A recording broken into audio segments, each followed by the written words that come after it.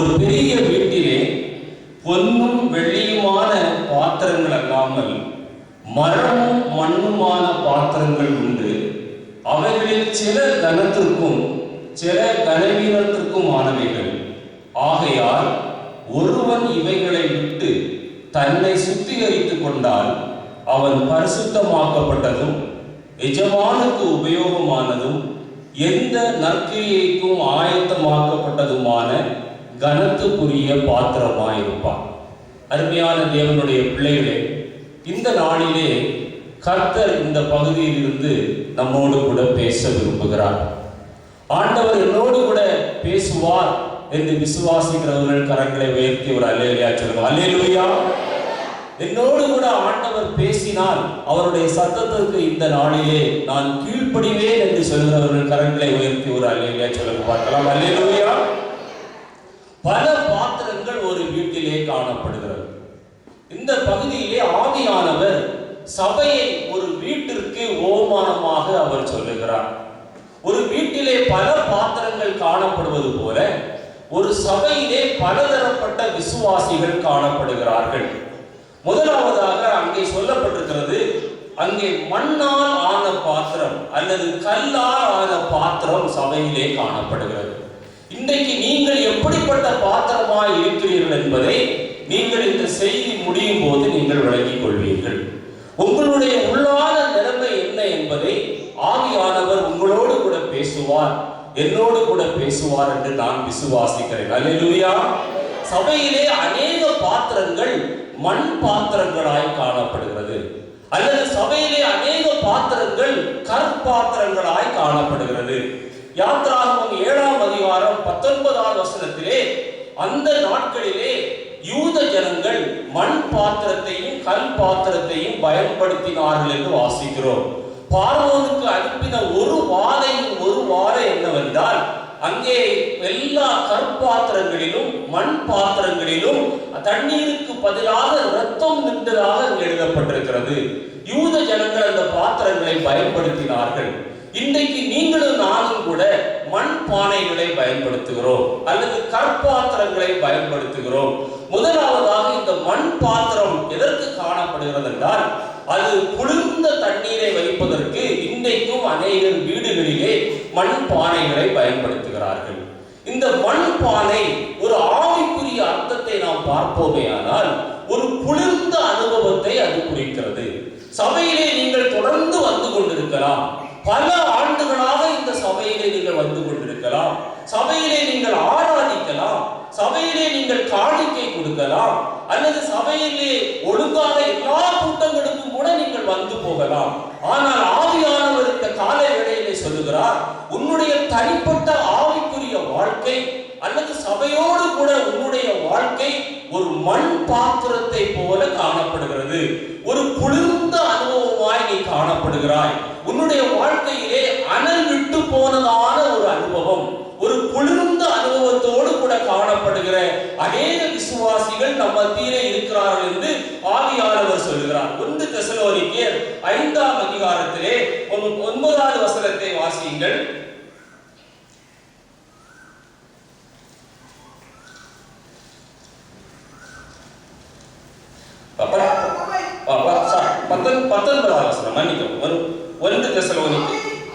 ஆவியை அவித்து போடாதிருங்கள் என்று சொல்லுகிறார். அருமையான தேவனுடைய பிள்ளையே, ரட்சிக்கப்பட்டு எவ்வளவு நாட்கள் ஆகிறது? ஞானஸ்நானம் பெற்று எவ்வளவு நாட்கள் ஆகிறது? நீங்கள் ஆண்டவருக்காக என்ன செய்கிறீர்கள்? அதைத்தான் ஆவியானவர் இந்த காலை வேளையிலே நம்மோடு கூட பேசுகிறார். ஆவியை அவித்து போடாதிருங்கள் என்று ஆண்டவர் சொல்லுகிறார். கடமைக்காக ஒரு ஆராதனை, கடமைக்காக ஒரு பாடல், கடமைக்காக ஒரு காணிக்கை. மின்சாரம் இல்லாத போது நான் அப்படியே ஒரு தடவை சுற்றி பார்த்தேன். அநேகர் நிம்மதியாக தூங்கிக் கொண்டிருக்கிறார்கள். மின்சாரம் இருந்தால்தான் சிலருக்கு பாடல் வரும், மைக் சத்தம் கேட்டால்தான் சிலருக்கு பாட முடியும், ஒருவர் ஓங்கி மியூசிக் போட்டால்தான் சிலருக்கு பாட முடியும். ஆவியானவர் சொல்லுகிறார், நீ இன்றைக்கு மண் பாத்திரமாய் காணப்படுகிறார். உன்னுடைய ஆவி அவித்து போட்ட நிலைமையில் காணப்படுகிறது. பத்மு தீவிலே யோவான் தனித்து விடப்பட்டான். அங்கே ஒரு மியூசிக் இன்ஸ்ட்ருமெண்ட்ஸும் இல்லை, அங்கே ஒரு மின்சார உபகரணங்களும் இல்லை. மனிதன் ஆவிக்குள்ளானால் வெளிப்படுத்தின சுவிசேஷத்தை நமக்கு எழுதி கொடுத்தார். ஆனால் ஒரு சில மணி நேரம் மின்சாரம் இல்லாமல் போகும்போது ஆவியை அவித்து போடுகிற மண் பாத்திரங்கள், கற்பாத்திரங்களை நம்மால் பார்க்க முடிகிறது. அருமையான தேவனுடைய பிள்ளையே, உன்னுடைய ஆவியை நீ அவித்து போடக்கூடாது என்று ஆவியானவர் இந்த காலை வேளையிலே உன்னோடு கூட சொல்லுகிறார். சமயம் வாய்த்தாலும் சமயம் வாய்க்காவிட்டாலும், சூழ்நிலைகள் சாதகமாய் இருந்தாலும் சூழ்நிலைகள் சாதகமாய் இராவிட்டாலும் நீ ஆவியில் அனல் கொண்டவனாய் இருக்க வேண்டும் என்று ஆவியானவர் விரும்புகிறார். நீ ஒரு மண் பாத்திரத்தை போல ஒரு குளிர்ந்த அனுபவத்திலே நீ காணப்படுகிறாய் என்று ஆண்டவர் சொல்கிறார். உன்னுடைய கணக்கு நீ ஒருவரிடம் புரட்டி பார்ப்பாயானால், நான் ரட்சிக்கப்பட்டு எவ்வளவு நாளானது, நான் ஞானஸ்நானம் பெற்று எவ்வளவு நாளானது, நான் பரிசுத்த ஆவியின் அபிஷேகம் பெற்று எவ்வளவு நாளானது, இந்த சபைக்கு நான் வந்து எவ்வளவு நாளானது, நான் கர்த்தருக்காக நான் என்ன செய்திருக்கிறேன். அல்லேலூயா, அல்லேலூயா. ஒரு நிமிடம் உங்களை நீங்கள் ஆராய்ந்து பாருங்கள். இந்த கர்த்தருடைய கணக்கிலே உங்களுடைய பங்கு என்ன என்று யோசித்து பாருங்கள். எத்தனை பேருக்கு நீங்கள் ஆண்டவரை பற்றி அறிவித்தீர்கள்? எத்தனை பேரை இந்த சபைக்கு நேராக நீங்கள் வழி நடத்தினீர்கள்? நீங்கள் வேலை செய்கிற இடத்திலே, நீங்கள் வசிக்கிற இடத்திலே எத்தனை பேர் உங்களை ஒரு ஆண்டவருடைய பிள்ளை என்று அடையாளம் கண்டு கொண்டார்கள்? ஆவியை அவித்து போடுகிறார்கள். மண்பானையின் அனுபவம், குளிர்ந்த தண்ணீரின் அனுபவம். இரண்டாவது நீங்கள் பார்ப்பீர்களேயானால் அது உடைந்து போகக்கூடிய அனுபவம். மண்பானையை தவறுதலாக நாம் அதை பயன்படுத்துவோமே ஆனால் அது உடைந்து போகும். சிலருடைய மண்பானைகள் வெடித்திருக்கிறது, சிலருடைய மண்பானைகளிலே ஓட்டை இருக்கிறது. அங்கே தண்ணீர் நிற்காது, ஜீவ வசனம் அங்கே தங்கி இருக்காது. ஆராதனைக்கு வருவார்கள், செய்தியை கேட்பார்கள், செய்தி நல்லா இருந்தது அல்லது நல்லா இல்லை என்று மார்க்கு போடுவார்கள். ஆனால் அவர்களுடைய இருதயத்திலோ ஒரு வசனம் கூட தங்கி இருக்கார். எரேமியா தீர்க்கதரிசி சொல்லும்போது அருமையாக சொல்வார். 2ஆம் அதிகாரம் 13வது வசனத்தை ஒருவர் வாசியுங்கள். எரேமியா 2:13 வாசியுங்கள். என் ஜனங்கள் 2 தீமைகளை செய்தார்கள். ஜீவ தண்ணீர் ஊற்றாகி என்னை விட்டு விட்டார்கள். தண்ணீர் நிற்காத தொட்டிகளாகிய வெடிப்புள்ள தொட்டிகளை தங்களுக்கு வெட்டி கொண்டார்கள். உங்களுடைய தொட்டியிலே தண்ணீர் நிற்கிறதா? அருமையான தேவனுடைய பிள்ளையே, நீ மண் பாத்திரமாக இந்த சபையில் இருந்து கொண்டிருக்கிறாயா? வெடிப்புள்ள ஒரு பாத்திரமாக நீ காணப்படுகிறாயா? நீ வாயை திறக்கும் போது உன்னுடைய வாயிலிருந்து ஜீவ வசனங்கள் புறப்பட்டு வருகிறதா? நீ ஆராய்ந்து பார். சமயத்திற்கு ஏற்ற கிருபை பொருந்திய உப்பால் சாரமேற்றப்பட்ட வசனங்கள் உன்னுடைய நண்பர்களோடு கூட நீ பேசும்போது உன்னுடைய வாயிலிருந்து புறப்பட்டு வருகிறதா? உன்னுடைய உறவினர்களோடு பேசும்போது அந்த வசனங்கள் புறப்பட்டு வருகிறதா? நீ எத்தனை ஆத்துமாக்களுக்கு நீ வசனங்களை சொல்லி நீ ஆண்டவருடைய வழி நடத்துகிறாய்? என்னுடைய ஜனங்கள் 2 தீமைகளை செய்தார்கள். என்னை விட்டு விட்டார்கள். ஜீவ தண்ணீராகி ஜீவ நீரூற்றாகி என்னை விட்டு விட்டார்கள். வெடிப்புள்ள தொட்டிகளை தங்களுக்கு வெட்டி கொண்டார்கள். நீ மண் பாத்திரமாக வாழ்ந்து கொண்டிருக்கிறாய்.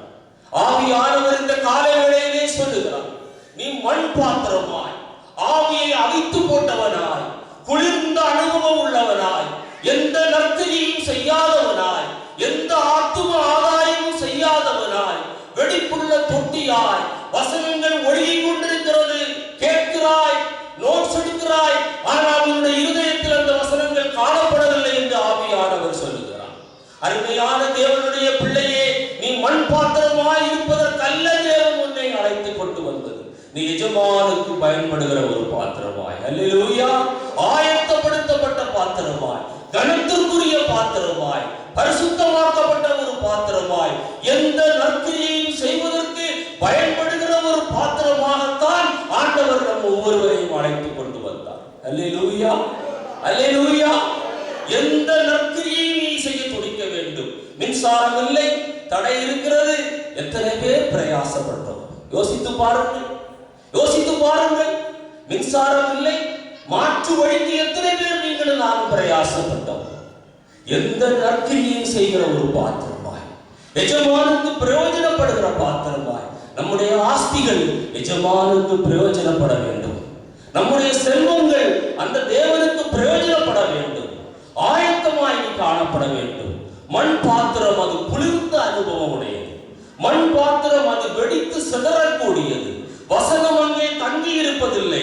மூன்றாவதாக அது ஒரு பலகீனமான பாத்திரம் என்று ஆவியானவர் சொல்கிறார். ஏசாயா தீர்க்கதரிசியின் புத்தகம் 64ஆம் அதிகாரம் 8வது வசனத்தை ஒருவர் வாசியுங்கள். ஏசாயா 64:8 வாசியுங்கள்.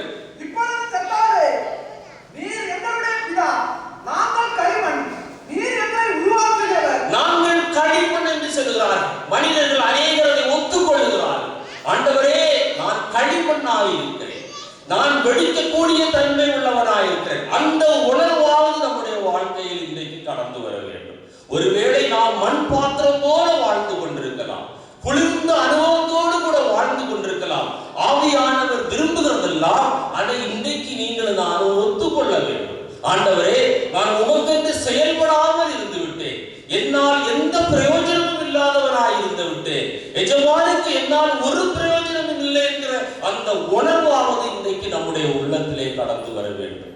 ஏதோ ஒரு தியேட்டருக்கு போவது போல, ஒரு நாடக மேடைக்கு போவது போல, ஒரு நிகழ்ச்சிக்கு போவது போல வாலிபர்கள் கைகளை வீசிக்கொண்டு ஆலயத்திற்குள் வருகிறார்கள். அநேக வாலிபர்கள் சபைக்குள்ளே வரும்போது முழங்கால் படியிடுவது கூட இல்லை, முழங்கால் படியிடுவது கூட இல்லை. வந்தவுடனே ஒரு சேரை இழுத்து போட்டு அப்படி உட்காருகிற வாலிபர்கள்.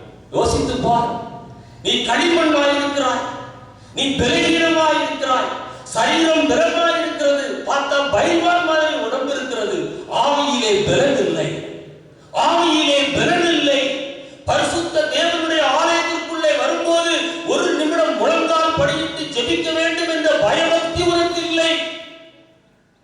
நீ ஆவியிலே பலனற்றவனாய் காணப்படுகிறாய், நீ மண்பாண்டமாய் காணப்படுகிறாய், நீ குளிர்ந்த அனுபவம் உள்ளவராய் காணப்படுகிறாய், வெடிப்புள்ள தொட்டியாய் நீ காணப்படுகிறாய் என்று ஆவியானவர் உன்னோடு கூட சொல்லுகிறார். வாலிபனே, நீ உன்னுடைய வாலிபத்தை கர்த்தருக்கென்று பயன்படுத்து. நீ கர்த்தருக்கென்று எழுப்பி பிரகாசிக்க வேண்டிய நாட்கள் இவைகள். உன்னுடைய வாலிப நாளை நீ நஷ்டப்படுத்தி விடாதே, உன்னுடைய வாலிப நாளை நீ வீணாக்கி விடாதே. நீ பலகீனமான களிமண்ணை போல வந்து உட்காராதே, பலத்தோடு உட்கார். ஆண்டவருக்காக எழுப்பி பிரகாசி. ஆண்டவருக்காக இந்த வாலிப நாட்களிலே ஏதாவது ஒன்றை செய்ய வேண்டும் என்கிற ஒரு பக்தி வைராக்கியம் உன்னுடைய இதயத்துக்குள் பாய்ந்து வரட்டும். 10 மணிக்கு வருகிற வாலிபர்கள் உண்டு, 10:30 மணிக்கு வருகிற வாலிபர்கள் உண்டு. வெட்கமா இல்லை? கல்லூரிக்கு செல்ல முடியுமா? நீ உன்னுடைய பள்ளிக்கூடத்திற்கு செல்ல முடியுமா? நீ நினைத்த வேளையிலே ஒரு பள்ளிக்கூடம் செல்ல முடியுமா? யோசித்துப்பா. என்னுடைய கிளாஸுக்கு 5 நிமிஷம் 1 நிமிஷம் பிந்தி வந்தா கூட நான் உள்ள விட மாட்டேன். யோசித்து பார். 10:30 மணிக்கு வாலிபர்கள் புறப்பட்டு வருகிறார்கள், வாலிப பெண்கள் புறப்பட்டு வருகிறார்கள். தேவனை நீ அவமானப்படுத்துகிறாய், தேவனை நீ அவதூறு பண்ணுகிறாய், நீ மண் பாத்திரமாய் இருக்கிறாய், உன்னுடைய ஆவி அவிந்திருக்கிறது என்று ஆவியானவர் சொல்லுகிறார். அருமையான தேவனுடைய பிள்ளையை நீ மனம் திரும்பு, நீ மனம் திரும்ப வேண்டிய நாள் இது. நீ ஆவியை அவிழ்த்து போடாதே, வெடித்த தொட்டியை போல காணப்படாதே, களிமண்ணை போல நீ காணப்படாதே, நீ பலகீனமான பாண்டமாய் இராதே. கர்த்தருக்கென்று எழுப்பி பிரகாசிக்கிற நாட்கள் இவைகள். நீ எழுந்து உன்னுடைய தூசியை உதறிவிட்டு எழுந்திரு என்று ஆண்டவர் சொல்லுகிறார். வாலிப சகோதரி, வாலிப சகோதரா, எத்தனை பேர் இந்த ஆராதனை ஆரம்பிக்கும் போது உள்ளே இருந்தீர்கள்? யோசித்து பார். வெட்கமாக இல்லை? நீ ஒரு வாலிபனா? நீ ஒரு வாலிப ஸ்திரீயா? 83 85 வயதான வயோதிகர்கள் நின்று பாடுகிறார்கள், வாலிபர்கள் உட்கார்ந்து இருக்கிறார்கள். களிமண் போன்ற அனுபவம், களிமண் போன்ற அனுபவம். சுற்றி திரிகிற வாலிபர்கள், ஆராதனை வேளையிலே சுற்றி திரிகிற வாலிபர்கள், ஆராதனை வேளையிலே பேசுகிற வாலிபர்கள். களிமண் என்று ஆண்டவர் சொல்லுகிறார். நீ களிமண்ணாய் இந்த சபையிலே காணப்படுகிறாய். ஆவியை அவிழ்த்து போட்டவனாய், குளிர்ந்த அனுபவம் உள்ளவனாய் நீ காணப்படுகிறாய். அப்படிப்பட்டவர்களுடைய ஆவிக்குரிய அனுபவம் அது நிலையற்ற அனுபவமாய் போய்விடும் என்று சொல்லுகிறார். தானியேல் தீர்க்கதரிசியின் புத்தகம் 2ஆம் அதிகாரம் 33 35 வசனங்களை வாசியுங்கள்.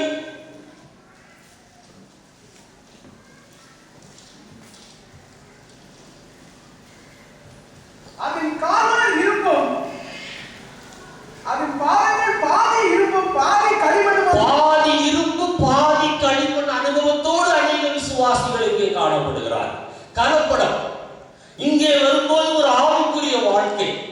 ஒரு ஆவிக்குரிய வேஷம், ஒரு பரிசுத்தவான் போன்ற வேஷம். உலகத்திலே செல்லும் போது உலகத்தோடு ஒத்த வேஷம். பாதி இரும்பு பாதி களிமண் போன்ற பாத்திரங்கள். நீ ஒன்றில களிமண்ணாயிரு. ஆண்டவர் அந்த பலகீனமான களிமண்ணை ஒரு நாளிலே பலப்படுத்துவார். ஆனால் பாதி இரும்பும் பாதி களிமண்ணுமாயிராதே. வேதம் சொல்கிறது, அப்படிப்பட்ட ஒரு சிலையை ஒரு பெரிய கல் ஒன்று புரண்டு வந்து அதை நொறுக்கி போட்டது என்று வேதத்திலே வாசிக்கிறோம். இது கலப்படத்தை காட்டுகிறது. இன்றைக்கு அநேக விசுவாசிகள் கலந்து காணப்படுகிறார்கள். ஞாயிற்றுக்கிழமை ஒரு பெந்தெகோஸ்தே சபை, உலக பிரகாரமான ஆசீர்வாதத்திற்காக இந்த சபை. மற்ற நாட்களிலே மற்றவர்களோடு கூட ஐக்கியம், மற்றவர்களோடு கூட அவர்களோடு ஒத்து போகிற ஒரு வாழ்க்கை. ஆண்டவர் சொல்கிறார், பாதி களிமண்ணும் பாதி இரும்பும் போன்ற பாத்திரங்கள். அந்த பாத்திரம் நிற்காது, அந்த பாத்திரம் நிலையற்றது. ஆவிக்குரிய வாழ்க்கையிலே நிற்க முடியாது. நீ குளிர்ந்த அனுபவம் உள்ளவர் என்று ஆண்டவர் சொல்லுகிறார். நீ வெடிப்புள்ள தொட்டியை போல் காணப்படுகிறாய் என்று ஆண்டவர் சொல்லுகிறார். ஆவிக்குரிய வாழ்க்கையிலே நீ பலகீனம் உள்ளவன் என்று ஆண்டவர் உன்னை பார்க்கிறார். ஆண்டவர் சொல்லுகிறார், அநேகர் பாதி களிமண்ணும் பாதி இரும்புமாய் காணப்படுகிறார், கலந்து காணப்படுகிறார்கள். உலகத்தின் ஆசாபாசங்கள், உலகத்தின் ஆசாரங்கள், சடங்குகள், பாரம்பரியங்கள் இன்றும் விட விரும்பவில்லை. இன்றைக்கும் நாள் பார்க்கிற பெந்தெகோஸ்தே விசுவாசிகள் நம் மத்தியிலே உண்டு. இன்றைக்கும் நேரம் பார்க்கிறவர்கள் நம் மத்தியிலே உண்டு. இன்றைக்கும் நல்ல நேரம் பார்க்கிறவர்கள் உண்டு. நீ கலந்திருக்கிறாய். ஜாதி பார்க்கிறவர்கள் உண்டு. ஜாதியை விட்டு வெளியே வரமாட்டேன் என்று சொல்லுகிறவர்கள் உண்டு. நீ இரும்பும் களிமண்ணுமாய் காணப்படுகிறாய். நீ கலந்திருக்கிறாய். நீ எஜமானுக்கு பிரயோஜனப்பட முடியாது. நீ ஆயத்தப்பட முடியாது. நீ பரிசுத்தப்பட முடியாது. ஆண்டவர் சொல்கிறார், நீ வெளியே வா.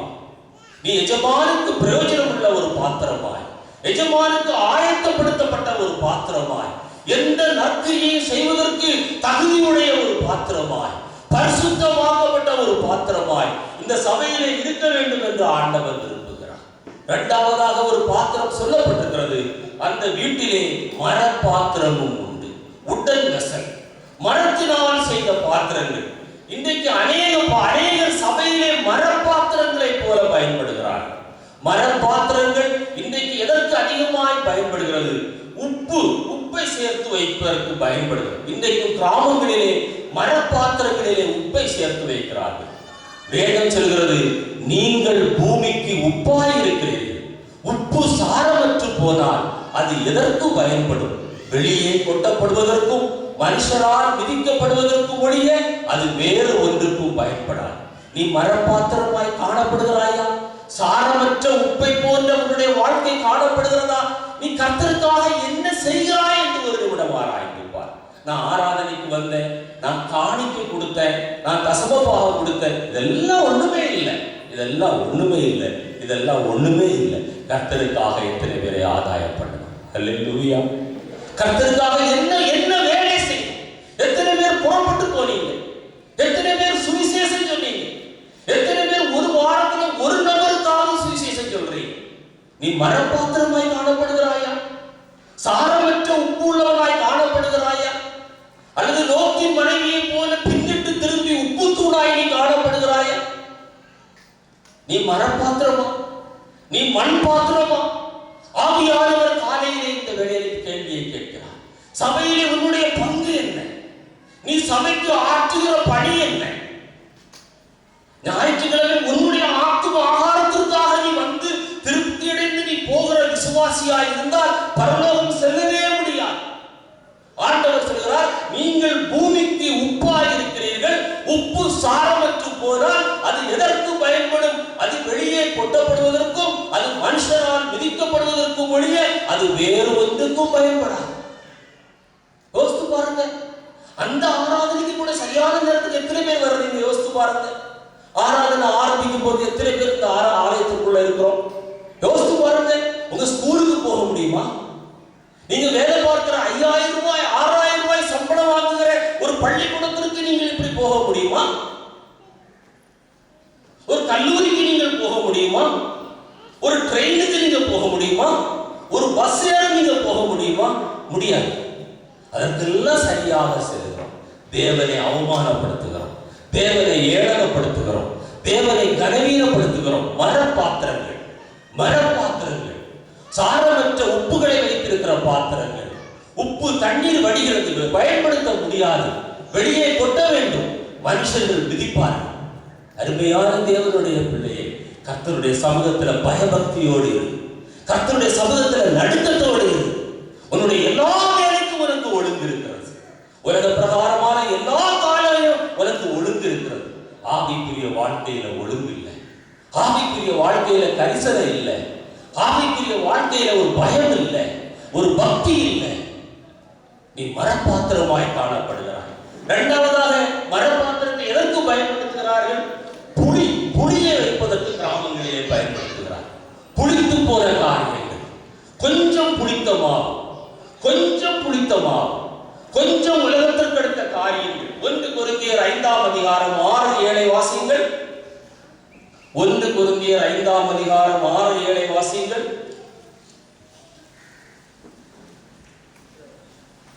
நீங்கள்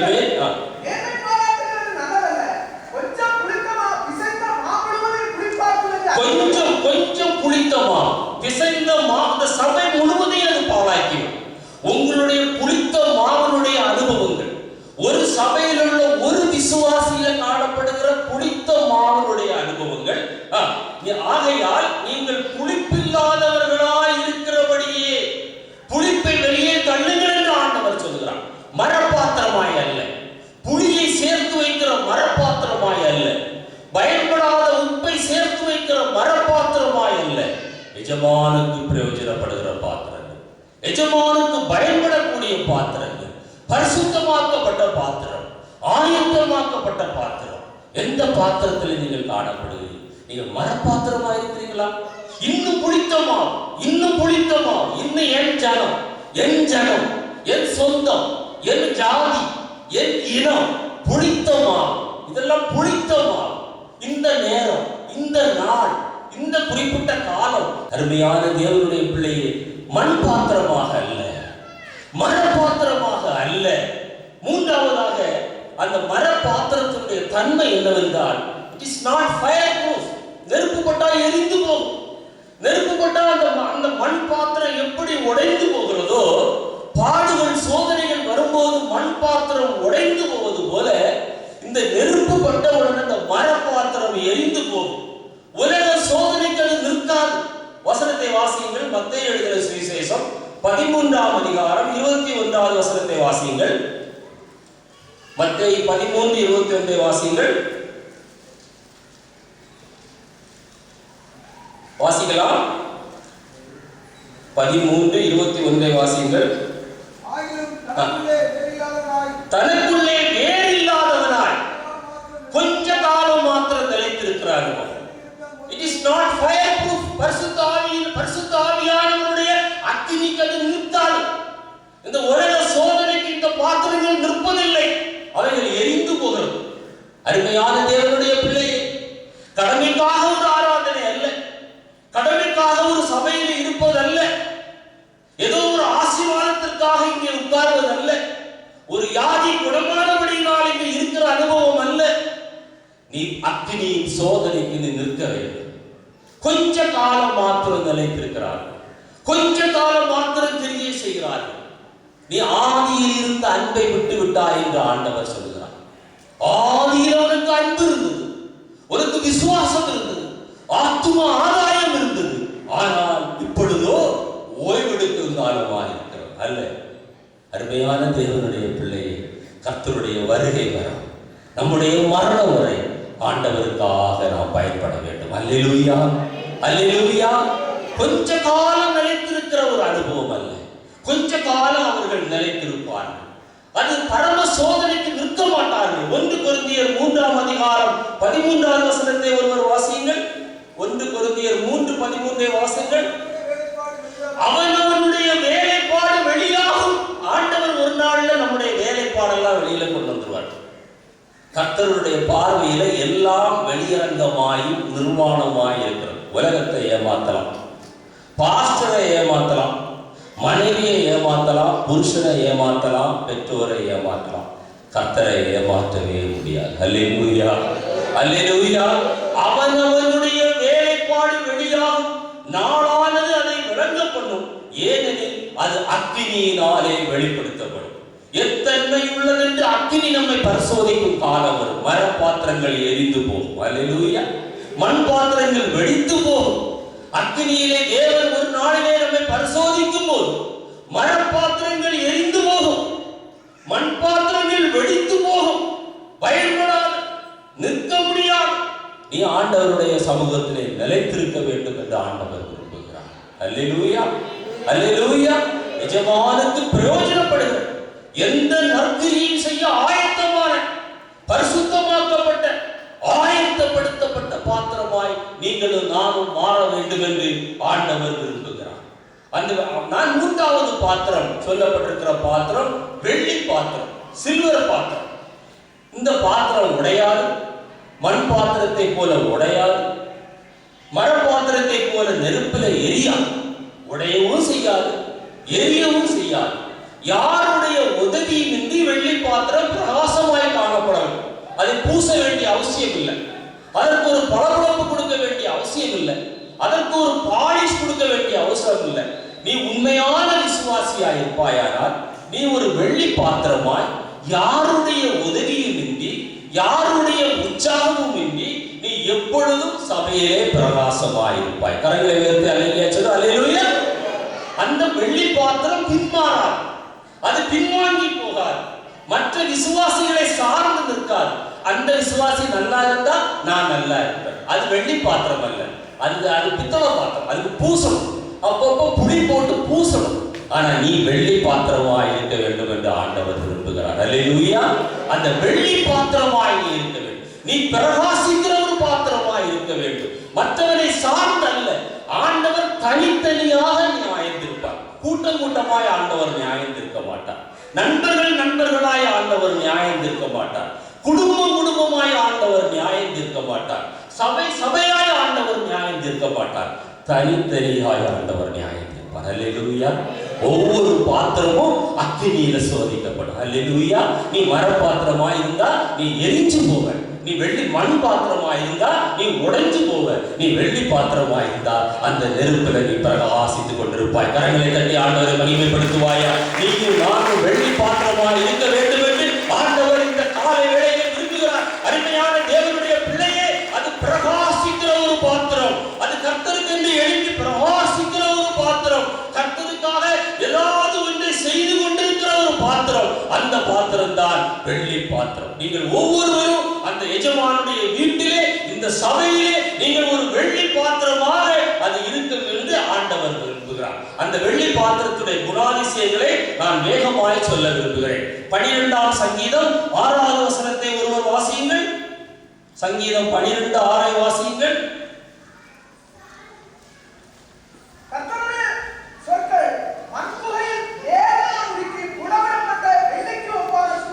அந்த வெள்ளி பாத்திரத்துடைய முக்கியமான ஒரு குணாதிசயம் என்னவென்றால், அந்த பாத்திரம் கர்த்தருடைய சொற்கள் மண் புகையில 7 தடவை உருக்கி சுத்தமாக்கப்பட்ட வெள்ளியை போன்ற வசனத்தை தன்னிலே சுமந்து கொண்டிருக்கும். அல்லேலூயா, அல்லேலூயா. ஜீவ வசனங்கள் ஒன்றில் சுமந்து கொண்டிருப்பாய். நீ ஆண்டவரை சுமக்கிற ஒரு கழுதை குட்டியாக இருப்பாய். நீ எங்கு போனாலும் உன்னுடைய ஜீவ வசனங்கள் உன்னோடு கூட வரும். அல்லேலூயா, அல்லேலூயா. அருமையான தேவனுடைய பிள்ளையே, 7 தரம் உருக்கி புடமிட்ட சுத்தமான வெள்ளியை போன்ற ஜீவ வார்த்தைகள் உன்னுடைய இருதயத்திலிருந்து அது பிரவாகித்து வெளியே வருகிற அனுபவம் தான் முதல் அனுபவம். வெள்ளி பாத்திரம். அல்லேலூயா. வெள்ளி பாத்திரம். தேவ வசனங்கள் உன்னுடைய வாயிலிருந்து சர மாதிரியாய் வர வேண்டும். அல்லேலூயா. சமயத்திற்கு ஏற்ற, காலத்திற்கு ஏற்ற கிருபை பொருந்திய உப்பினால் சாரம் ஏற்றப்பட்ட வசனங்கள் உன்னுடைய வாயிலிருந்து வருகிறதா? சினிமா பாட்டு வருதில்லை? சினிமா பாட்டு உன் வாயில வருதில்லை? நீ மரம் பாத்திரம், நீ மண் பாத்திரம், எரிந்து போவாய், நீ உடைந்து போவாய். வெள்ளி பாத்திரத்திலிருந்து சினிமா பாட்டு வராது, கெட்ட வார்த்தைகள் புறப்பட்டு வராது, தூஷணமான வார்த்தைகள் புறப்பட்டு வராது, எரிச்சல் உள்ள வார்த்தைகள் புறப்பட்டு வராது. வசனம் வரும். கரங்களை தட்டி ஆண்டவரை மகிமைப்படுத்துவோமா? வசனம், வசனம், வசனம் வந்து கொண்டே உன்னுடைய வாயிலிருந்து வசனம், வசனம், அந்த வசனம் பிரவாகித்து அது வந்து கொண்டே இருக்கும். அது புடமிட்ட அது வெள்ளியை விட அது பரிசுத்தமான ஒரு பாத்திரம். அல்லேலூயா. அது வெள்ளி பாத்திரம். நீதிமொழிகள் 25ஆம் அதிகாரம் 11வது வசனத்தை கூட வாசியுங்கள். வசனம் வருதா? இந்து ஒரு இடத்துல வாதாடும் போது இருதயத்திலிருந்து வசனம் வருதா? முஸ்லிம் ஒரு இடத்துல வாதாடும் போது வசனம் வருதா? வரலைன்னா நீ வெள்ளி பாத்திரமா இல்லை. வருதா? அது வசனம். பொற்பழங்கள் வெள்ளித்தட்டில் வைத்த அனுபவம். அல்லேலூயா, அல்லேலூயா. உன்னுடைய வாயிலிருந்து ஜீவ ஊற்று புறப்பட்டு வருதா? ஜீவ வார்த்தைகள் புறப்பட்டு வருதா? உன்னுடைய தனி ஜபத்தில் ஆவியானவர் உன்னோடு கூட வசனங்களோடு கூட இடைபடுகிறாரா? ஏற்ற சமயத்தில் வார்த்தைகளை உன்னுடைய நாவலே போடுகிறாரா? அதுதான் வெள்ளி பாத்திரம். அல்லேலூயா, அல்லேலூயா. உன்னுடைய வாழ்வு ஜீவ நீரூற்றாக உன்னுடைய இருதயத்திலிருந்து வசனங்கள் புறப்பட்டு வரும். சினிமா பாட்டு வருது இல்ல, சினிமா பாட்டு வருது இல்ல, கெட்ட வார்த்தை வருது இல்ல. நீ வெள்ளி பாத்திரம் அல்ல, நீ மரப்பாத்திரம். நீ சோதனையில் நிற்க மாட்டாய். ஒரு நாளில் அந்த பரிசுத்த அக்கினி உன்னை எரித்து விடும். அல்லேலூயா. தேவன் அன்பானவர், இரக்கம் உள்ளவர், கிருபை உள்ளவர். அதே தேவனை பற்றி வசனம் இப்படி சொல்கிறது, அவர் பட்சிக்கிற அக்கினியுமாய் இருக்கிறார். அல்லேலூயா, அல்லேலூயா, அல்லேலூயா. அவர் பட்சிக்கிற அக்கினியுமாய். சத்தம் குறைஞ்சிச்சு பாத்தீங்களா? அவர் பட்சிக்கிற அக்கினியுமாய் இருக்கிறார். அல்லேலூயா. அருமையான தேவனுடைய பிள்ளையே, நீ வெள்ளி பாத்திரமாய் இருக்க வேண்டும் என்று ஆண்டவர் விரும்புகிறார். இரண்டாவதாக, அந்த வெள்ளி பாத்திரம் எதற்காக பயன்படும் என்றால், அது காணிக்கையாக பயன்படும். வெள்ளி காணிக்கையாக அந்த நாட்களிலே செலுத்தப்பட்டது. சங்கீதம் 68ஆம் சங்கீதம் 29:30 வாசியுங்கள். 68ஆம் சங்கீதம் 29:30 வாசிக்கலாம்.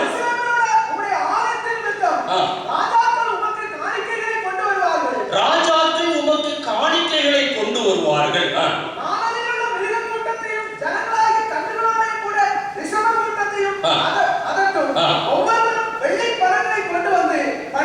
ஒவ்வொருவரும் வெள்ளி பணங்களை கொண்டு வந்து பணிந்து கொள்ளுவார். கர்த்தருக்கு என்று கொடுக்கிற அனுபவம். அல்லேலூயா, அல்லேலூயா.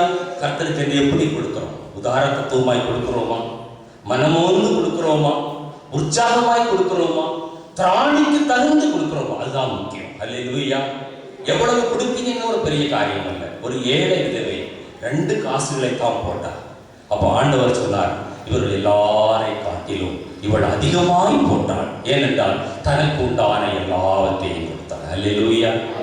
எத்தனை லட்சம் கொடுத்தோம் என்பது பெரிய காரியம் அல்ல. எவ்வளவு இருந்து எவ்வளவு கொடுத்தீங்க. அல்லேலூயா, அல்லேலூயா. சத்தம் சுத்தமா நின்றுச்சு. அல்லேலூயா, அல்லேலூயா. நீ கர்த்தருக்கு கொடுக்கிறாயா? ஜெனரேட்டர் இல்லை, எல்லாரும் வச்சு வீசுறோம். காற்று இல்லை, எல்லாருக்கும் வேர்க்குது. ஜெனரேட்டர் ஸ்டார்ட் ஆகல. ரொம்ப சிரமப்பட்டு ஒரு வாடகைக்கு ஒரு ஜெனரேட்டர் எடுத்து இந்த மைக்கு ஓடிட்டு இருக்குது. ஆனால் கொடுக்க மனசு இல்லை. அல்லேலூயா, அல்லேலூயா. நீ வெள்ளி பாத்திரமா யோசித்து பார். நீ வெள்ளி பாத்திரமா யோசித்து பார். நீ மர பாத்திரம், நீ மண் பாத்திரம். உனக்கு கொடுக்க திராணி இருந்தோம், நீ கொடுக்காதவனா இருந்தா கர்த்தருடைய சமூகத்தில் ஒரு நாளைக்கு நீ கணக்கு கொடுக்கணும். தப்பவே முடியாது. அல்லேலூயா, அல்லேலூயா, அல்லேலூயா, அல்லேலூயா. உனக்கு திராணி இருந்தோம், உனக்கு திராணி இருந்தோம், கொடுக்க வசதி இருந்தோம், உன்னிடத்தில் அதற்குரிய காரியங்கள் இருந்தும் நீ கொடுக்காம உன்னுடைய இருதயத்தை நீ கடினப்படுத்துவாயானா நீ அக்கினியில சோதிக்கப்படுவாய். அந்த மரப்பாத்திரம் எரித்து போகும். வெள்ளி பாத்திரம். ஏழைகளுக்கு அதிகமா இந்த சபையில கொடுக்கிறவங்க யாரு தெரியுமா? ஏழைகள். அல்லேலூயா. சில ஏழைகள் கொடுப்பதை நான் பார்த்துருக்கிறேன். ஏழைகளுக்கு அதிகமாய் கொடுக்கிறவங்க ஏழைகள். அல்லேலூயா, அல்லேலூயா. இந்த சபையில ஏழைகளுக்கு அதிகமாய் என்னிடத்துல கொடுக்கிறவங்க ஏழைகள். அல்லேலூயா, அல்லே. சத்தமா சொல்ல பார்க்கலாம். அல்லேலூயா, அல்லேலூயா. கொடுங்கள், அப்பொழுது உங்களுக்கு கொடுக்கப்படும். எந்த அளவினால் அளக்கிறீர்களோ அந்த அளவினால் உங்களுக்கு திருப்பி அளக்கப்படும். அமுக்கி குலுக்கி சரித்து விழும்படியாய் அளக்கிறவர்களுக்கு அப்படியே அளக்கப்படும். அல்லேலூயா. கொடுங்கள், கொடுங்கள், கொடுத்து ஆசீர்வாதத்தை பெறுங்கள். வெள்ளி பாத்திரம், வெள்ளி அது அன்றைக்கு காணிக்கையாக செலுத்தப்பட்டது. மூன்றாவதாக வெள்ளி பாத்திரத்தினுடைய அனுபவம் என்னவென்றால் அது பாடுகளை சகிக்கும். 66ஆம் சங்கீதம் 10வது வசனத்தை ஒருவர் வாசியுங்கள். 66ஆம் சங்கீதம் 10. தேவனே எங்களை சோதித்தீர், வெள்ளியை புடமிடுகிறது போல எங்களை புடமிட்டீர். சோதனைக்கு அது நிற்கும். சோதனையை கண்டு பயந்து போகாது. எத்தனையோ சோதனைகள், எத்தனையோ போராட்டங்கள், அவமானங்கள், நிந்தைகள், வேதனைகள், வியாதிகள், துன்பங்கள் எல்லாவற்றுக்கும் மத்தியிலும் அந்த பாத்திரம் பிரகாசிக்கும். அல்லேலூயா. அந்த பாத்திரத்தில் வெந்நியை விட்டாலும் பிரகாசிக்கும், குளிர்ந்த தண்ணீரை விட்டாலும் பிரகாசிக்கும், கசப்பான காடிய தண்ணீருக்குள்ள அந்த பாத்திரத்துக்குள்ள விட்டாலும் பாத்திரம் வெளியில பிரகாசிக்கும். வெள்ளியினுடைய பிரகாசத்தை யாராலும் குறைக்க முடியாது. வெள்ளியை போல எங்களை புடமுட்டீர், எங்களை சோதித்து பார்த்தீர். சோதனைக்கு அது நிற்கும், சோர்ந்து போகாது, பயப்படாது, அது திகையாது. எந்த சோதனை வந்தாலும், துர்ச்செய்தி வந்தாலும், எந்த வேதனை வந்தாலும், உபத்திரவங்கள் வந்தாலும், நஷ்டங்கள் வந்தாலும், எவ்வளவு அவமானங்கள் வந்தாலும் அது கர்த்தருக்காக துணிந்து நிற்கும். அல்லேலூயா. அதுதான் வெள்ளி பாத்திரம், அதுதான் வெள்ளி பாத்திரம். ஆவியானவரோடு கூட பேசிக் கொண்டிருக்கிறார். நீ எந்த பாத்திரமாய் இருக்கிறாய் என்று. சகரியா தீர்க்கதரிசியின் புத்தகம் 13ஆம் அதிகாரம் 9வது வசனத்தை ஒருவர் வாசியுங்கள். சகரியா 13:9 வாசியுங்கள். அந்த 3ஆம் பங்கை 1102வது பக்கம் வாசியுங்கள். 1102வது பக்கம் பைபிள்ல பக்கம் வேற இல்லையா? அந்த 3ஆம் பங்கை நான் அக்கினிக்கு உட்பண்ணி வெள்ளியை உருக்குகிறது போல அவர்களை உருக்கி, பொன்னை புடமிடுகிறது போல அவர்களை புடமிட்டு, அவர்கள் என் நாமத்தை தொழுது கொள்வார். நான் அவங்கள பொன்னை போல வெள்ளியை போல உருக்குனேன், அவங்கள புடமிட்டேன், எத்தனையோ சோதனைகளை அனுமதித்தேன். ஆனா வசனம் என்ன சொல்கிறது? அவர்கள் என் நாமத்தை தொழுதுகிறோம். ஆராதனையை ஒரு நாள் விட மாட்டாங்க. அல்லேலூயா, அல்லேலூயா. ஒரு காய்ச்சலுக்கு வீட்டுல படுக்க மாட்டாங்க. அல்லேலூயா. வீட்டுல ஒரு வேலை இருந்தா வீட்டுல படுத்துற மாட்டாங்க, உடனே புறப்பட்டு வருவாங்க. எவ்வளவு சோதனைகள், எவ்வளவு போராட்டங்கள், எவ்வளவு நிந்தைகள் எல்லாம் இருந்தாலும் அவர்கள் என் நாமத்தை தொழுது கொள்வார்கள். அப்படிப்பட்டவர்களுடைய ஜெபத்தை ஆண்டவர் கேட்பார். வேதம் சொல்கிறது, நான் அவர்கள் விண்ணப்பத்தை கேட்பேன். யாருடைய விண்ணப்பத்தை ஆண்டவர் கேட்பார்? சோதனைக்கு நின்று, சோதனையை எதிர்த்து நின்று கர்த்தரை ஆராதிக்கிற, கர்த்தருடைய நாமத்தை தொழுது கொள்கிற வெள்ளி பாத்திரங்களில் இருந்து புறப்படுகிற விண்ணப்பத்தை என்னுடைய ஆண்டவர் கேட்டு இன்றைக்கு பதிலளிப்பார். அல்லேலூயா. நீ வெள்ளி பாத்திரமா? நீ சோதனைக்கு நிற்கிறாயா? உன்னுடைய ஜெபத்தை ஆண்டவர் கேட்பார். உன்னுடைய ஜெபத்துக்கு ஆண்டவர் இந்த நாளிலே பதில் தருவார். நீ வெள்ளி பாத்திரமாய் மாற வேண்டும் என்று உன்னுடைய இதயத்திலே ஒரு தீர்மானம் பண்ணு. நான் சோதனைக்கு நிற்பேன் ஆண்டவரே, எந்த சோதனை வந்தாலும் நான் ஆண்டவரை உன்னை உத்தமமாய் பின்பற்றுவேன் என்று சொல்வாயானால், இன்றைக்கு இந்த ஸ்தலத்திலே நீ ஏறெடுக்கிற ஜெபத்திற்கு நீ இந்த இடத்தை விட்டு கடந்து போகும் முன்பாய் ஆண்டவர் உனக்கு பதிலளிப்பார். அல்லேலூயா, அல்லேலூயா. விசுவாசிக்கிறவர்கள் ஆண்டவரை கரங்களை தட்டி மகிமைப்படுத்த பார்க்கலாம். ஆண்டவர் உனக்கு பதில் தருவார். ஆண்டவர் உனக்கு பதில் தருவார். நீ வெள்ளி பாத்திரமாய் மாறுவாயானால், நீ சோதனையை சகிப்பாயானால், எல்லா சோதனைக்கும் மத்தியிலும் ஆண்டவருடைய நாமத்தை நீ தொழுது கொள்வாயானால், கர்த்தர் இந்த நாளிலே உன்னுடைய விண்ணப்பத்தை கேட்டு அவர் உனக்கு பதிலளிப்பார். கரங்களை தட்டி ஆண்டவரை மகிமைப்படுத்துவார். அல்லேலூயா. ஆண்டவர் அவருடைய ஜெபத்தை தள்ளாமலும் அவர் கேட்கிற தேவனாய் இருக்கிறார். ஆனால் ஒரு நிபந்தனை, நீ வெள்ளி பாத்திரமாய் இருக்க வேண்டும். மரப்பாத்திரத்தினுடைய ஜெபங்கள் கேட்கப்படுவதில்லை, மண் பாத்திரங்களுடைய ஜெபங்கள் கேட்கப்படுவதில்லை. அவைகள் சோதனைக்கு நிற்காது, நெருப்பிலே எரிந்து போகும், உடைந்து போகும், தண்ணீர் நிற்காது, வெடித்து போகும், பலகீனமானது, புளித்த அனுபவங்களை உடையது, பழைய உறவுகளை உடையது, ஒழுங்கற்றது, ஒழுங்கீனமானது, தேவனை ஆராதிக்க குறித்த சமயத்தில் வராது. அந்த பாத்திரங்கள் வராது. அது புளித்த பாத்திரங்கள், உடைந்து போன பாத்திரங்கள். ஆனால் வெள்ளி பாத்திரங்கள் எவ்வளவு வீட்டுல வேலை இருந்தாலும், சரீரத்துல எவ்வளவு பலகீனம் இருந்தாலும், வேகம் வந்தாலும் வராவிட்டாலும், தடைகள் இருந்தாலும், மழை பெய்தாலும் பெய்யாவிட்டாலும் அவர்கள் என் நாமத்தை தொழுது கொள்வார்கள். கரங்களை தட்டி ஆண்டவரை மகிமைப்படுத்துவாயா? அதுதான் வெள்ளி பாத்திரம், அதுதான் வெள்ளி பாத்திரம். ஸ்கூலுக்கு கரெக்டா போகுது மரப்பாத்திரம், ஸ்கூல் வேலைக்கு கரெக்டா போகுது மண் பாத்திரம், ஆலயத்திற்கு பிந்தி வருகிறது மண் பாத்திரம், ஆலயத்துக்கு குறித்த நேரத்தில் வருகிறது வெள்ளி பாத்திரம். அல்லேலூயா. நீ என்ன பாத்திரம்? நீ என்ன பாத்திரம்? நீ என்ன பாத்திரம்? நீ படிக்கிற கல்லூரியில நீ பிந்தி போக முடியுமா? நீ வேலை செய்கிற ஸ்தலத்துக்கு நீ பிந்தி போக முடியுமா? என்ன கேள்வி கேட்பான், என்ன அவமானமா பேசுவான், அரை நாள் லீவு கூட சொல்லுவான், சம்பளத்தை கட் பண்ணுவான். ஆலயத்துக்கு புறப்பட்டு வர்றாங்க 10 மணிக்கு, 10:30 மணிக்கு, 11 மணிக்கு. நீ மரப்பாத்திரம். வேதம் சொல்கிறது அந்த வெள்ளி பாத்திரம் கர்த்தருடைய நாமத்தை தொழுது கொள்ளும். அல்லேலூயா. நீ தொழுது கொள்கிறாயா? ஏசாயா தீர்க்கதரிசி புத்தகம் 48ஆம் அதிகாரம் 10வது வசனத்தை ஒருவர் வாசியுங்கள். ஏசாயா 48:10 வாசியுங்கள். இதோ உன்னை புடமிட்டேன், ஆனாலும் வெள்ளியை போலல்ல, உபத்திரவத்தின் புகையிலே உன்னை தெரிந்து கொண்டேன். அல்லேலூயா. உபத்திரவங்கள் உனக்கு நல்லது, சோதனைகள் உனக்கு நல்லது, வியாதிகள் வந்தால் நல்லதுன்னு சொன்னேன். கர்த்தருடைய நாமத்தை நீ தொழுது கொள்வாய். அல்லேலூயா. உபத்திரவத்தின் புகையிலே ஆண்டவர் அநேகரை தெரிந்து கொண்டார். அதான் வெள்ளி பாத்திரங்கள். உபத்திரவங்களை கண்டு பின்வாங்கி போகாது, சோதனையை கண்டு பின்வாங்கி போகாது. மந்தைக்கு முன் நடக்கிற கிடாக்களை போல காணப்படும். சபையில முன்மாதிரியா இருப்பாங்க. நீ வெள்ளி பாத்திரமா? நீ மர பாத்திரமா? நீ மண் பாத்திரமா? நீ எந்த பாத்திரம்? நான்காவதாக, அந்த வெள்ளி பாத்திரம் எதற்கு பயன்பட்டதா? ஆசரிப்பு கூடார பலகைகளை தாங்குகிற வெள்ளி பாதங்களாய் பயன்பட்டதா? ஆசரிப்பு கூடாரத்தில் நிறுத்தப்பட்ட அந்த பலகைகள் வெள்ளி பாதங்களால் தாங்கப்பட்டது. இது எதை காட்டுகிறது? சபையை தாங்குகிறதை காட்டுகிறது.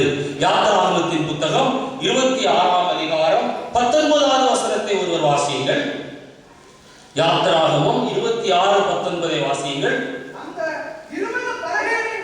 அந்த 20 பலகைகளின் கீழே 40 வெள்ளி பாதங்களை உண்டு பண்ணுவாயாக. 40 வெள்ளி பாதங்களை நீ உண்டு பண்ணுவாயாக. இந்த சபையை தாங்குகிற பாதங்கள்.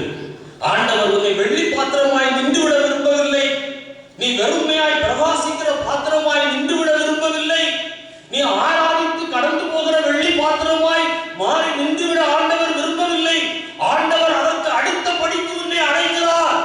அந்த பலகைகளை தாங்குகிற வெள்ளி பாதங்களாய் நீ உருவாக மாற வேண்டும். அல்லேலூயா. சபையை நீ தாங்குகிறாயா? சபையை நீ தாங்குகிறாயா? எத்தனை வாலிபர்கள் இருக்கீங்க? எத்தனை பேர் காலையில வந்து சேர துடைக்கிறீங்க? யோசித்து பாருங்க. எத்தனை பேர் இந்த ஆலயத்தை பெருக்கிறீங்க? எத்தனை பேர் இந்த ஒட்டடை அடிக்கிறீங்க? வீட்டுல எல்லாம் செய்வோம் இல்ல? ஆண்டவருடைய பாதத்தை நீ தாங்கணும்ல? ஆண்டவருடைய ஆச்சரிப்பு கூடார பலகையை நீ தாங்குவதற்காக ஆண்டவர். வாலிப பெண்கள் புறப்பட்டு வாங்க, வாலிப தம்பிமார்கள் புறப்பட்டு வாங்க. வயோதிகர்கள் துடைக்கிறார்கள். பார்த்துற ஐயா அந்த அத்தனை வயசுல அவர் ஒரு துணியை வச்சு இந்த சேரெல்லாம் துடைச்சிட்டு இருக்க. வாலிபர்கள் என்ன செய்து கொண்டிருக்கிறீங்க? வாலிப தங்கச்சிமார்கள் என்ன பண்ணி கொண்டிருக்கிறீங்க? சபையை தாங்குங்க. சபையின் தேவைகளை சந்திங்க. சபை நம்முடையது. நம்ம எல்லாரும் சேர்ந்துதான் சபை. இது ஒரு ஊழியக்காரனுக்கு சொந்தமல்ல, இது கர்த்தருக்கு சொந்தமானது. அல்லேலூயா. அல்லேலூயா. கர்த்தருக்கு சொந்தமானவர்கள் கர்த்தருக்கு சொந்தமான சபையை தாங்குவார்கள். கரங்களை தட்டி ஆண்டவரை மகிமைப்படுத்துவோமா? கர்த்தருக்கு சொந்தமானவர்கள் கர்த்தருக்கு சொந்தமான சபையை தாங்குவார்கள். அப்ப தாங்காதவங்க யாரு?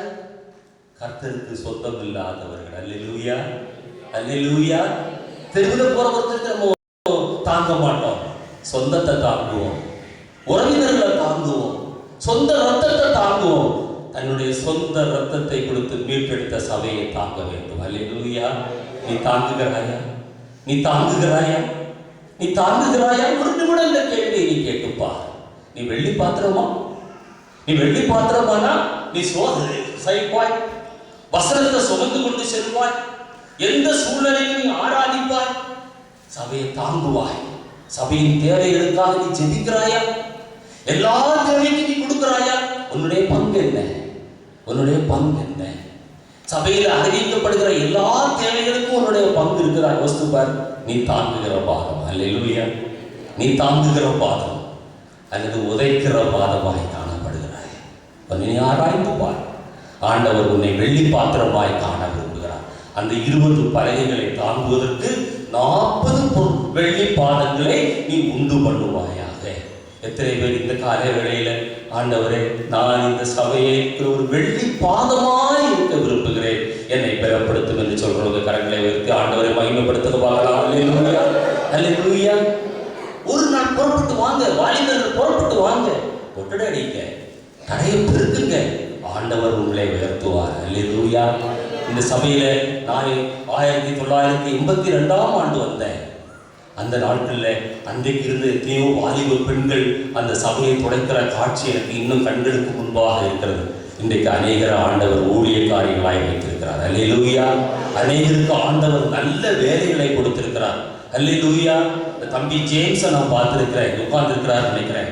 அவர் ஒரு பெரியனும் போட்டுட்டு அந்த பராங்கெல்லாம் உருட்டுறதெல்லாம் நான் பார்த்திருக்கிறேன். வாலிப பருவத்துல ஆண்டவருக்காக பாடுபட்டார். அல்லேலூயா.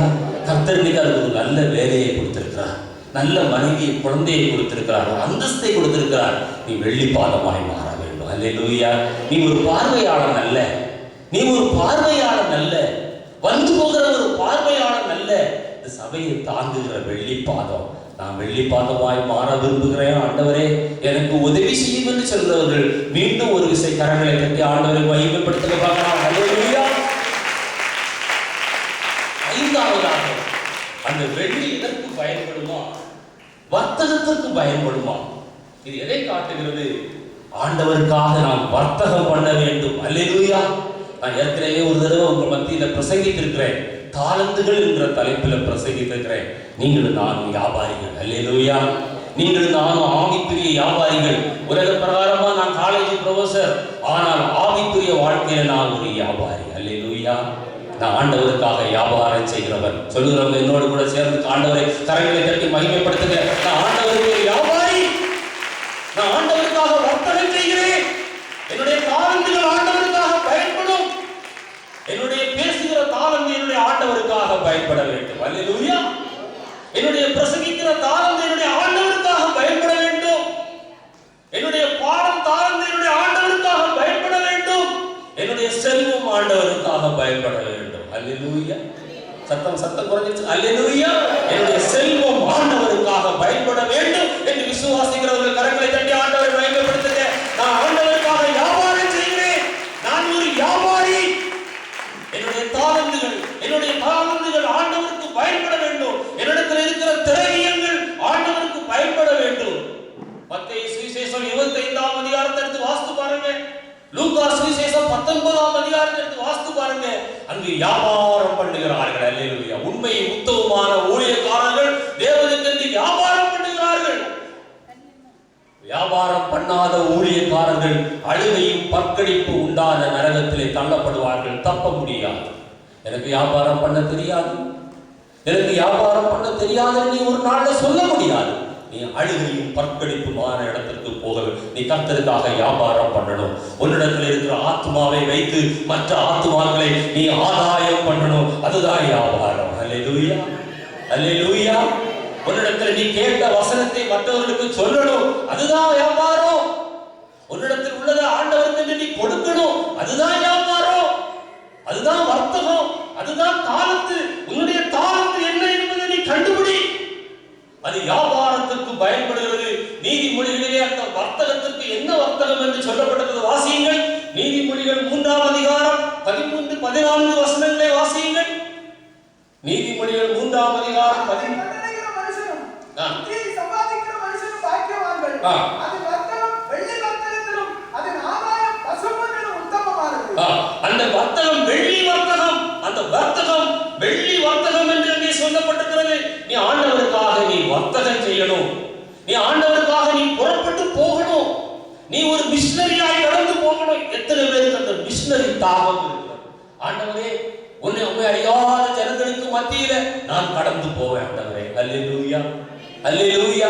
பக்கத்து கிராமத்துக்கு கடந்து போறாய், பக்கத்து வீட்டுக்கு நீ கடந்து போறாய். உன்னுடைய கிளாஸ்மேட் பக்கத்துல இருக்கிறானே, ரட்சிக்கப்படாதவன், ஆண்டவரை சொன்னாயா? அதுதான் உன்னுடைய மிஷனரி ஊழியம். நீ வேலை பார்க்கிற ஸ்தலத்துல பக்கத்து சீட்ல இருக்கிறவன், அவன் ஆண்டவரை அறியாத விக்கிரகாராதனைக்காரனா இருக்கிறானே, ஆண்டவரை சொல்றியா? உன்னுடைய கடைக்கு எத்தனையோ பேர் வர்றாங்க, ஆண்டவரை பற்றி சொன்னையா? எத்தனையோ பேர் நீ சந்திக்கிற, பஸ்ல பிரயாணம் பண்ணும்போது சந்திக்கிற, ட்ரெயின்ல பிரயாணம் பண்ணும்போது சந்திக்கிற, ஆண்டவரை சொல்றியா? வர்த்தகம், அதுதான் வர்த்தகம். அந்த வர்த்தகம் ஞான வர்த்தகம் என்று சொல்லப்பட்டது. அல்லேலூயா. ஞானத்தை கொண்டு வர்த்தகம் செய். அல்லேலூயா. நீ உன்னுடைய தாளந்த சீலையில கட்டி மண்ணில புதைச்சு வைப்பேன்னா ஒரு நாள் எஜமான் வந்து உன்னிடத்துல கணக்கு கேட்பார்.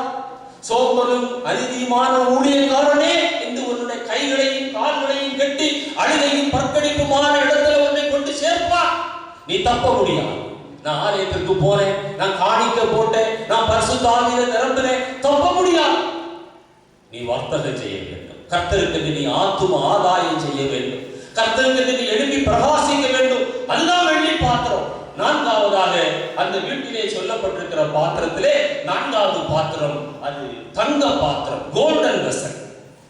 தங்கம் என்னவென்றால் அது மண்ணிலே இருந்து வெட்டி எடுக்கப்படுகிறது. அதை உருக உருக அதில் உள்ள கழிவுகள் எல்லாம் வெளியேற்றப்படுகிறது. ஜென்ம சுவாபங்கள் எல்லாம் வெளியே வருகிறது.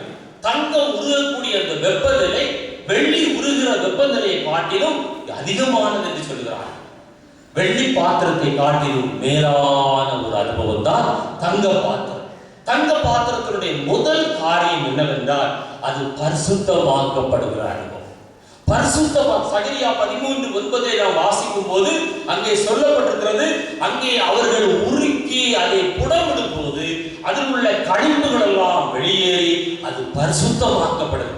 ஏசாயா 48:10 நாம் வாசித்த வசனத்திலும் அதே காரியம் சொல்லப்படுகிறது.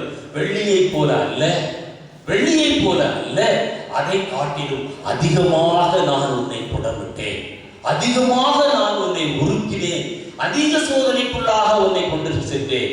நீ உருக்க உருக்க பரிசுத்தம் அடைகிற ஒரு அனுபவம், பரிசுத்தமான ஒரு ஜீவியம், சோதனைக்கு உட்படுத்தி நம்முடைய விசுவாசத்தை மேன்மைப்படுத்துகிற ஒரு அனுபவம். 1 பேதுரு 1:7 ஒருவர் வாசியுங்கள்.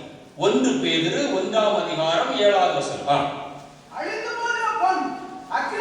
அழிந்து போகிற பொன் அக்கினியினாலே சோதிக்கப்படும், அதை பார்க்கிலும் அதிக விலையேற பெற்றதாயிருக்கிற உங்கள் விசுவாசம் சோதிக்கப்பட்டு இயேசு கிறிஸ்து வெளிப்படும் போது உங்களுக்கு புகழ்ச்சியும் கனமும் மகிமையும் உண்டாகும். அல்லேலூயா, அல்லேலூயா.